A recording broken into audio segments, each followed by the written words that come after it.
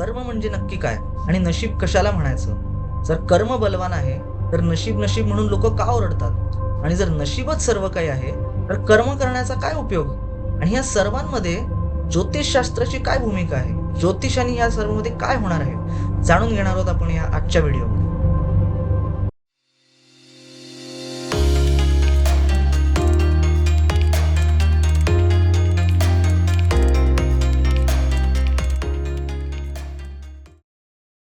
नमस्कार, हरे कृष्णा, जय श्रीराम. तुमचं सर्वांचे स्वागत आहे माझे यूट्यूब चॅनल ॲस्ट्रो विज्ञान यावरती.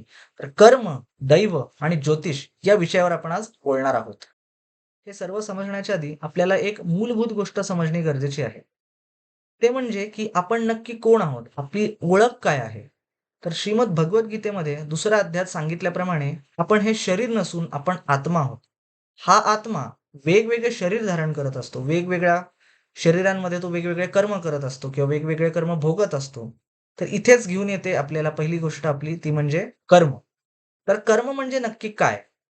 तर एकदम सोप्या भाषेत सांगायचं झालं तर आपण सर्वांनीच लहानपणी फिजिक्सच्या पुस्तकांमध्ये न्यूटन्स थर्ड लॉ म्हणजे न्यूटनचा तिसरा नियम नक्कीच शिकलेला आहे.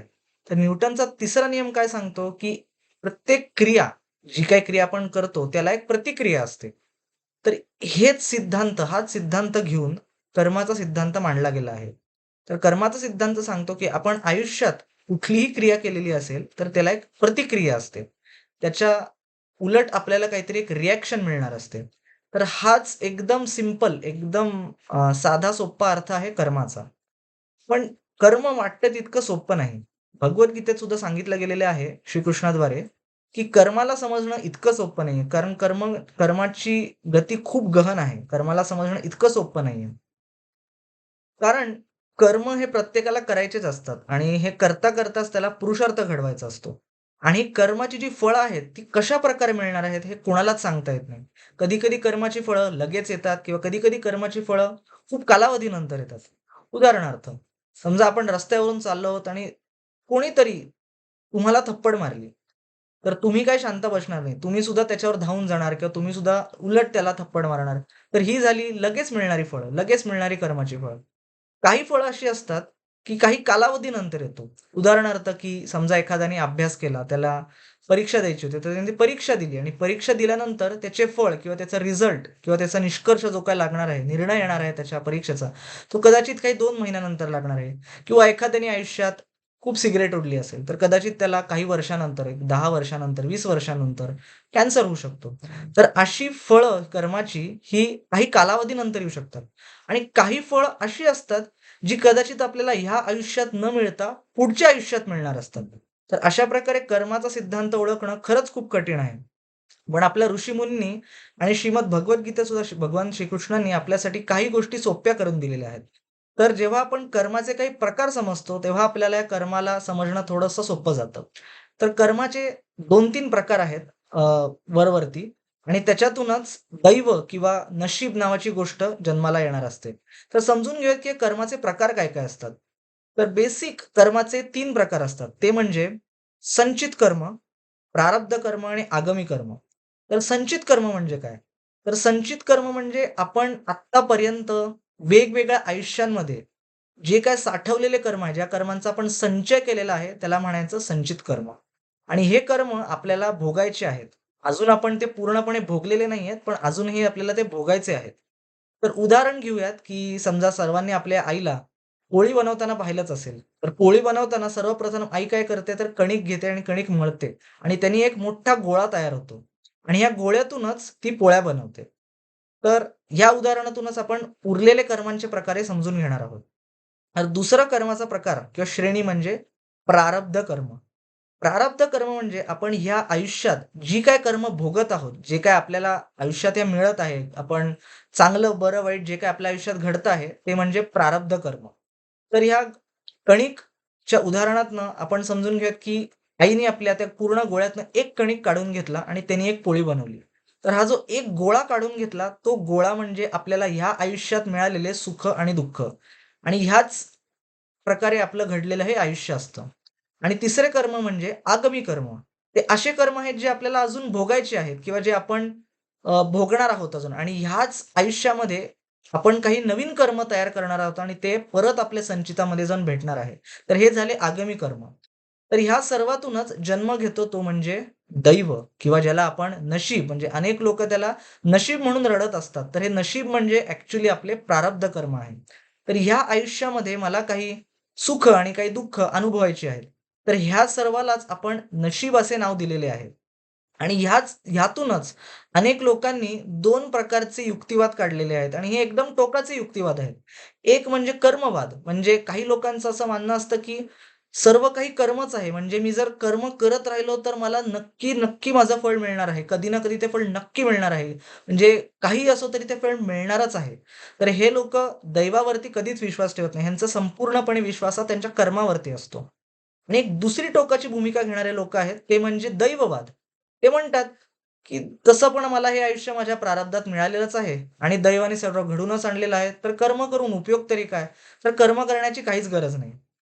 खरं तर हे दोन्ही टोकाच्या भूमिका घेऊन काहीच उपयोग नाहीये. कारण आपलं आयुष्य हे कर्म आणि दैव या दोघांनी घडलेलं असतं. तर मी एक उदाहरण देतोय सगळीकडे तुम्हाला हे समजावण्यासाठी.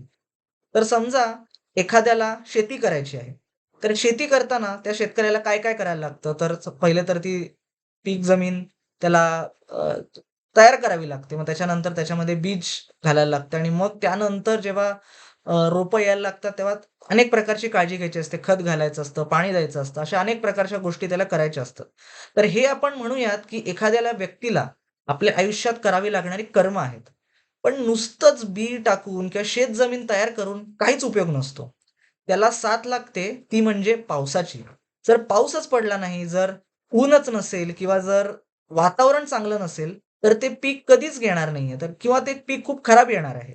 तर अशाच प्रकारे हे जे ऊन, पाऊस किंवा वेगवेगळ्या वातावरणातील घटक आहेत, ते म्हणजे झालं दैव. तर आपल्या आयुष्यामध्ये कर्म आणि दैव ह्या दोघांचंही एक संगम असतं, दोघांचं एक मिलन असतं आणि या दोघातूनच आपलं आयुष्य खरं तर घडत असतं.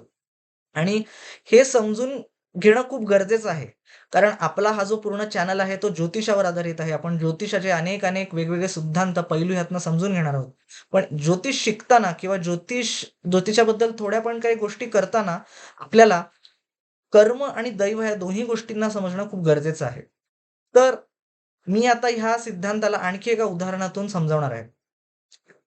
कल्पना करा, की एक खांब आहे आणि त्या खांबाला एक घोडा बांधलेला आहे. तर त्या घोड्याला अ, एका दोरीने बांधलेला आहे असं आपण समजून घेऊयात. तर आता हा घोडा किती लांब जाऊ शकतो? तर जेवढी लांबी त्या दोरीची आहे तेवढाच लांब हा घोडा जाऊ शकतो. म्हणजेच आपण जर ह्या घोड्याला एकदम लांबपर्यंत घेऊन असं थांबवलं आणि त्याच्यापासून एक वर्तुळाकार काढला, तर एक गोल तयार होतो. तर ह्या उदाहरणार्थाद्वारे आपण असं समजून घेऊयात, की हे जे वर्तुळाकार तयार झालेला आहे, म्हणजे ती जी काही क्षमता आहे जेवढ्या दूरपर्यंत घोडा जाऊ शकतो, ते आहे आपले दैव. म्हणजे ह्या उभ्या आयुष्यामध्ये आपल्याला ह्या वर्तुळाकाराच्या बाहेर, या गोलाच्या बाहेर जाताच येणार नाहीये. तर ते डिफाईन केलं आपल्या ह्या दैवाने. पण म्हणजे नुसतं दैव झालं की झालं का सगळं? तर नाही. या गोळ्याच्या आतमध्ये आपल्याला आपले कर्म करायचे. त्या गोळ्याच्या आतमध्ये त्या घोड्याला कुठे-कुठे जायचं, कसं-कसं जायचं, कुठल्या प्रकारचं गवत खायचं, ह्याची निवड करण्याची क्षमता त्याला दिली गेलेली आहे, या दैवाकडनं. तर कर्म आणि दैव हे दोन्ही मिळून ह्या घोड्यासाठी त्याचं आयुष्य किंवा त्याचं जे काही त्याला चांगलं खायला मिळणार आहे किंवा वाईट खायला मिळणार आहे, हे ठरत असतं. त्याच प्रकारे प्रत्येकाच्या आयुष्यामध्ये त्याला एक प्रकारचा गोलाकार दैव किंवा नशीब त्याच्या प्रारब्धातून आलेलं असतं. पण हे प्रारब्ध करता सुद्धा त्याला काय प्रकारची कर्म करायची, कशी करायची, हे सगळं सांगितलं गेलेलं असतं. तर कर्म किंवा दैव आपण काय गोष्टी करणार आहोत हे नाही सांगत, तर आपल्यासोबत काय घडणार आहे हे गोष्टी सांगत असतं. पण ते घडताना आपण त्या गोष्टींना कसा रिस्पॉन्स देणार आहोत, त्यांच्याशी कसे वागणार आहोत, हे नाही सांगत. तर हे कर्म करण्याचा संपूर्णपणे क्षमता, संपूर्ण निवड करण्याची जी स्वातंत्र्य हे आपल्याला भगवंतांनी दिलेलं आहे. तर ह्याचा उपयोग कसा करायचा हे प्रत्येक जीवाला, प्रत्येक आत्म्याला स्वतः समजून घ्यायचं आहे. तर ह्यातूनच आणखीन आता प्रारब्धाला आपल्याला नीट अजून समजून घ्यावं लागेल. तर प्रारब्ध समजून घेताना प्रारब्धाचे पण काही प्रकार असतात. तर हे प्रारब्ध जगताना आपल्याला नक्की आपल्या खरंच हातात आपल्या काही आहे का? काही गोष्टी हातात आहेत, हे आपल्याला ह्या प्रकारांमधनं समजणार आहे. तर प्रारब्ध कर्माचे 3 प्रकार आहेत. ते म्हणजे दृढ कर्म, अदृढ कर्म आणि दृढ-अदृढ कर्म. तर दृढ कर्म म्हणजे काय? तर असे कर्म जे आपल्याला ह्या आयुष्यात मिळालेले आहेत आणि आपण आता त्याला बदलू शकत नाही. उदाहरणार्थ, आपला जन्म कुठल्या परिवारात होणार आहे? आपले शरीरयष्टी कशी असणार आहे? आपल्यामध्ये काही प्रकारचे गुण किंवा काही आपला स्वभाव असतो, तो कसा असणार आहे?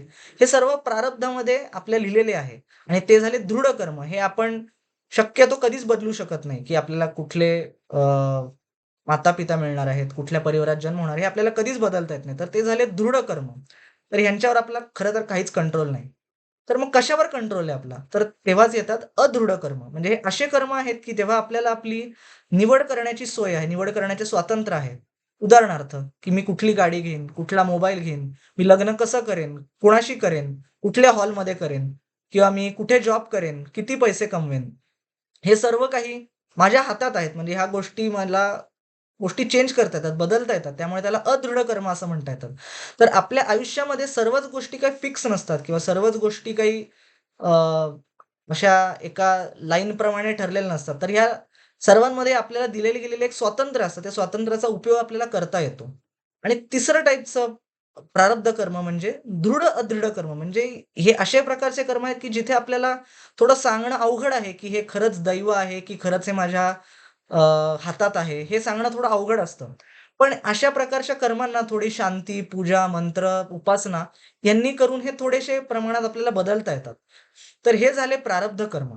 आणि आता ह्या सर्वांमध्ये ज्योतिष कुठे आलं? तर ज्योतिष अल्टिमेटली आपल्याला समजून घ्यायचं आहे, की आपल्याला आपला विषय आहे. आपल्याला ह्या चॅनल थ्रू ज्योतिष शिकायचे आहे.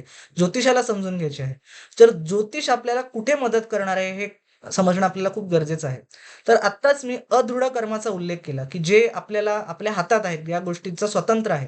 तर ह्या ज्या गोष्टींचं स्वातंत्र्य आहे, त्याचं मी कसं नियोजन करावं, ते निर्णय कसे घ्यावे, हे सर्व जाणून घेण्यासाठी आपल्याला ज्योतिषाची मदत होते. किंवा मग दृढ-अदृढ कर्म म्हणजे काही कर्म असे आहेत, की जे थोडं समजणं अवघड आहे, पण कदाचित मी मंत्र उपासना करून, थोडी शांती करून, पूजा करून, मंत्र जाप करून कदाचित ह्या कर्मांना थोडंसं बदलू शकतो. तर इथे परत ज्योतिषाची आपल्याला मदत होऊ शकते. हे सर्व प्रारब्ध कर्म समजण्यासाठी. तर इकडेच कुठे आपल्याला ज्योतिषाची खरी अ, गरज भासणार आहे. तर ज्योतिष ही खरं तर एक खूप मोठी देणगी आहे, जी आपल्याला श्री व्यासदेव यांचे वडील श्री पराशर मुनी यांनी दिलेली आहे. तर पराशर मुनी आणि मैत्रेय मुनी यांच्यामध्ये झालेला संवाद ह्याच्यामध्ये बृहत पराशर होराशास्त्र यामधून या ज्योतिषशास्त्राची खरी तर लेखी स्वरूपात निर्मिती व्हायला सुरुवात झाली आणि ती आज अनेक वेगवेगळ्या मोठ्या-मोठ्या महान ज्योतिषशास्त्रांच्या द्वारे आपल्याला ते ज्ञान आत्ता प्राप्त झालेले आहे. तर ज्योतिष आपल्या आयुष्यामध्ये कशाचे काम करते? नक्की काय करतं आपल्या आयुष्यामध्ये ज्योतिष? तर हे पण आपण एकदा समजून घेऊयात. 1-2 उदाहरणांद्वारे आपण समजून घेऊयात. तर आपण बघितलं असेल, की आपल्या सर्व शहरांमध्ये एक हवामान खाते असते. तर हवामान खाते काय करते? तर वेगवेगळ्या पॅरामीटर्सद्वारे, वेगवेगळ्या गोष्टींद्वारे आपल्याला सांगते, की ह्या अमुक-अमुक जागी आज पाऊस पडणार आहे, अमुक-अमुक जागी ढगाळ वातावरण असणार आहे किंवा अमुक-अमुक जागी असं तापमान असणार आहे, तसं तापमान असणार आहे. तर हे सर्व एका प्रकारे प्रेडिक्शन आहे, एका प्रकारे पॉसिबिलिटी आहे, की शक्यता वर्तवली जात आहे. कधी-कधी चुकू पण शकतं, की कधी-कधी असं म्हणतात, की आज पूर्णपणे ढगाळ राहणार आहे किंवा आज पाऊस पडणार आहे, पण त्या दिवशी कधी पाऊस पडत नाही. असं पण होतं कधी-कधी. तर ज्योतिषाची भूमिका ही इथे येते, की ते आपल्याला थोडंसं भूतकाळात, वर्तमानात आणि भविष्यकाळाच्या काही गोष्टी सांगायला मदत करतात, जेणेकरून आपण आपलं आयुष्य कसं प्लॅन करावं, नियोजन कसं करावं, निर्णय कसे घ्यावे, हे सांगायला मदत करतं. आणखीन एक उदाहरण किंवा दुसरं उदाहरण ते म्हणजे जी-पी-एसचं. जी-पी-एस म्हणजे ग्लोबल पोझिशनिंग सिस्टम, ज्याला आपण आजकाल Google मॅप्स या नावानं खूप चांगल्या प्रकारे जाणतो. तर Google मॅप्स काय करतं, की आपल्याला आपला मार्ग कसा आहे हे दाखवतं. म्हणजे मला इकडनं सुरू करायचं आणि माझी इच्छित स्थळ हे आहे, तर मी इथे कसं पोहोचेन? आणि इथे पोहोचता-पोहोचता मला काय-काय अडथळ्यांचा सामना करावा लागेल किंवा कुठे-कुठे ट्रॅफिक चांगलं आहे, कुठे-कुठे ट्रॅफिक खूप जास्त आहे किंवा असं मानून घेऊयात, की ही जी-पी-एस इतकी मोठी आहे, की आपल्या आयुष्यामध्ये आपल्याला कुठे खड्डे येणार आहेत का? तर खड्डे येणार आहेत, तर मला त्यातनं जावं लागणार आहे. ठीक आहे, पण त्या खड्ड्यातनं मी कसं वाचू? मी त्या खड्ड्यातनं जवळ गेल्यावर मी गाडी स्लो करू का, की फास्ट करू? हे सर्व निर्णय घ्यायला आपल्याला परत ज्योतिष मदत करणार आहे. तर हवामान खात्याचं उदाहरण आणि जी-पी-एसचं एक्झाम्पल यावरून आपल्याला खरंच समजेल, की आपल्याला आजच्या आयुष्यामध्ये आयुष्याला जी-पी-एस देणार, आयुष्याला डायरेक्शन देणार, आयुष्याला दिशा देणारं असं काहीतरी एक उपकरण पाहिजे, की जेणेकरून आपण आपलं आयुष्य समजू शकू. तर हेच आहे ज्योतिष. आपल्या आयुष्याची गुरुकिल्ली, आपल्या आयुष्याला दिशा देणारं एक खूप सुंदर उपकरण. तर ज्योतिषाचे आपल्या आयुष्यात काय-काय फायदे आहेत? तर खरं ज्योतिष म्हणलं तर एक खूप सुंदर उपकरण आहे, ज्याने आपण माणसाला सत्कर्म करायला प्रवृत्त करू शकतो. तर आपल्याला समजलंय, की आता दैव काय आहे, कर्म काय आहेत. मग ह्या सर्वातनं जो ज्योतिषकार आहे, त्याला समजले पाहिजे, की माणसाला सत्कर्म करणं भाग आहे. जर सत्कर्म केली, आजचे जे कर्म आहेत, त्यांनी आपल्या पुढच्या आयुष्याला चालना मिळणार आहे. तर आज मी चांगले कर्म केले, तर माझं पुढचं आयुष्य चांगलं असेल, ही प्रवृत्ती देण्याचं काम एक ज्योतिष शास्त्रज्ञ करू शकतो. नंतर मी जसं मगाशी परत सांगितलं दुसरा फायदा असा, की आपल्याला आयुष्यात वेगवेगळ्या प्रकारचे निर्णय वेगवेगळ्या आयुष्याच्या टप्प्यात घ्यावे लागतात. तर ते निर्णय मी कशाप्रकारे घेऊ शकतो, की मी लग्न कधी करू शकतो, लग्नाला चांगला योग कधी किंवा मी करिअरमध्ये कसा बदल घडवू शकतो किंवा मला पुढे ह्या-ह्या काही टप्प्यामध्ये मला थोडं माझ्या हेल्थसाठी मी काहीतरी थोडे प्रॉब्लेम्स येऊ शकतात. तर मी त्यांना कसं सामोरे जाऊ शकतो, हे पण आपल्याला या प्रकारे समजू शकतो. आणि असे काही टप्पे असतात आपल्या आयुष्यात, जेव्हा आपल्याला काही प्रकारचं दुःख सहन करायला लागू शकतं. तर आपल्याला जर काही गोष्टी आधीपासूनच समजल्या, तर आपण त्या धक्क्याला कसं सामोरे जायचं, मनाची तयारी कशी करायची आणि मनाची तयारी करून त्या धक्क्याचा कमीत कमी आपल्यावरती परिणाम व्हावा, याची तयारी कशी करू शकतो, हे पण आपण ज्योतिषशास्त्रातनं समजू शकतो. आणि अल्टिमेटली शेवटी, की हे ज्योतिषशास्त्र आपल्याला भगवंताकडे, परमार्थाकडे कसं घेऊन जाऊ शकतं आणि भगवंताची भक्ती करून आपण या जन्म-मृत्यूच्या सर्व चक्रातून कसे मुक्त होऊ शकतो, ह्याच्याकडे प्रवृत्त करणारं एक खूप सुंदर असे उपकरण म्हणजे ज्योतिष. तर एवढेच सांगून मी थांबेन आणि तुम्हाला आजचा व्हिडिओ आवडला असेल अशी मी आशा करतो. तर व्हिडिओ आवडला असेल तर व्हिडिओला लाईक, शेअर आणि सबस्क्राईब करायला विसरू नका. भेटूयात पुढच्या व्हिडिओमध्ये. तोपर्यंत धन्यवाद. हरे कृष्ण.